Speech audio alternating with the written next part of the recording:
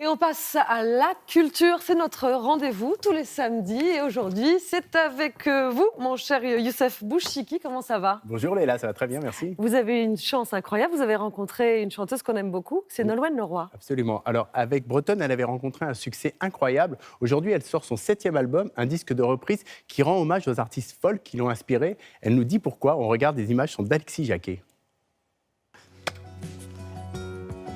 So far away from LA. À 20 ans, la France la découvrait dans une émission de télécrochet. Aujourd'hui, elle sort son 7e album, un hommage aux artistes folk qui l'ont inspirée. But a shadow. Qu'est-ce qui vous a donné envie de revisiter ce répertoire folk? Certainement parce que j'aime cette époque et j'aime cette liberté qu'avaient les artistes aussi dans ces années 70, d'aborder tous les sujets, des chansons sur l'environnement, sur la paix, sur l'amour aussi.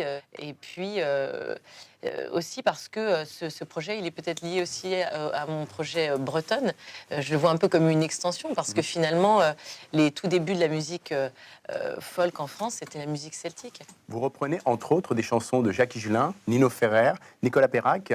Pourquoi avoir puisé uniquement dans le répertoire français? Je trouve qu'il y avait vraiment plein de chansons que l'on n'entend que trop rarement aujourd'hui, des artistes emblématiques de cette époque-là, mais avec des titres qui ont marqué et que l'on entend moins aujourd'hui. Vous donnez une version très émouvante de la chanson de Francis Cabrel, Je t'aimais, je t'aime et je t'aimerai. On sent que vous y avez mis une émotion particulière. Quoi que tu fasses, l'amour est partout où tu regardes. Dans les moindres recoins de l'espace. Dans les moindres rêves où tu t'attardes. J'ai exprimé des choses personnelles et puis certaines émotions, certaines choses que j'ai du mal à exprimer aussi à travers mes propres textes et dans ma propre écriture. Il y a beaucoup de nostalgie dans ce disque. Vous êtes d'un tempérament nostalgique? Moi, je crois que je suis née nostalgique. C'est un sentiment qui me réconforte, encore une fois, qui me... il y a des moments où j'ai besoin de me replonger dans cette Madeleine aussi, tous ces souvenirs de l'enfance. Merci Nolwenn Leroy. Merci beaucoup. Et on continue, Youssef, avec un événement, c'est le retour sur scène de Maria Callas. Et bien entendu, ce sera un hologramme. Oui, la diva revient pour un concert exceptionnel, accompagné par un orchestre symphonique de 60 musiciens. Alors une expérience musicale vraiment étonnante, permise grâce à une technologie numérique ultra réaliste et des enregistrements remasterisés. Et je vous propose d'écouter, vous allez voir ce que ça donne.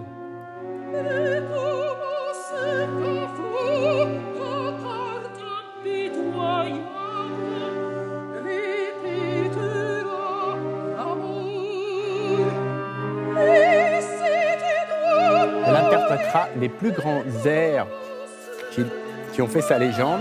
C'est à découvrir les 28 et 30 novembre à Paris, salle Playel, et le 1er décembre à Lyon.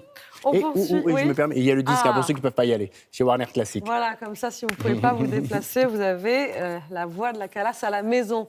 Et enfin, Youssef, vous avez jeté votre dévolu sur un spectacle assez original. Oui, alors ça s'appelle Kiss and Cry, et c'est certainement le spectacle le plus étonnant que j'ai eu l'occasion de voir.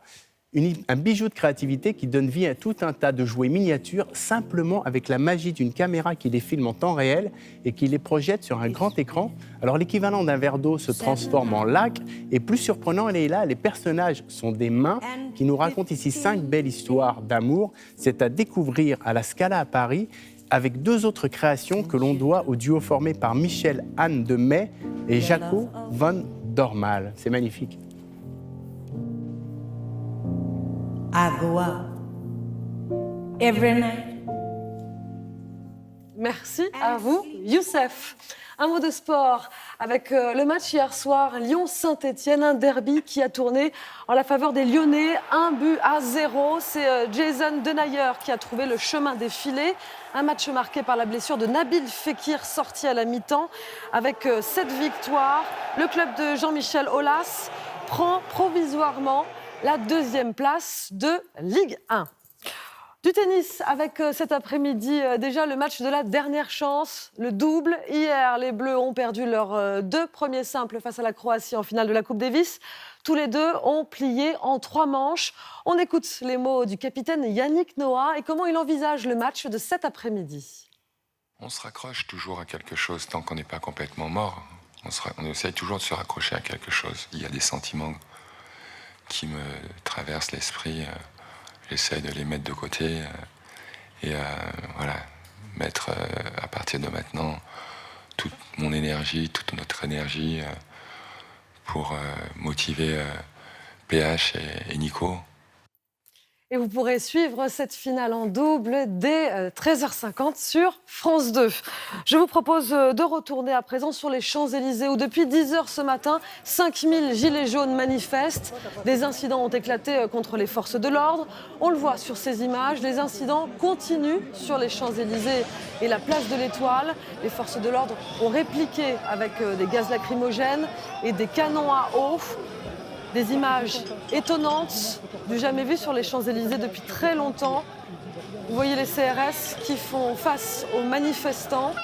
On reviendra bien entendu plus longuement sur ces événements lors de l'édition de 20h, présentée par Laurent Delahousse.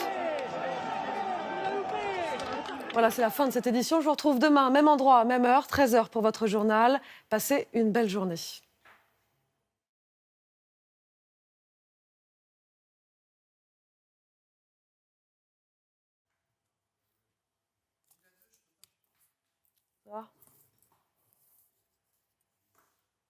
C'est parti.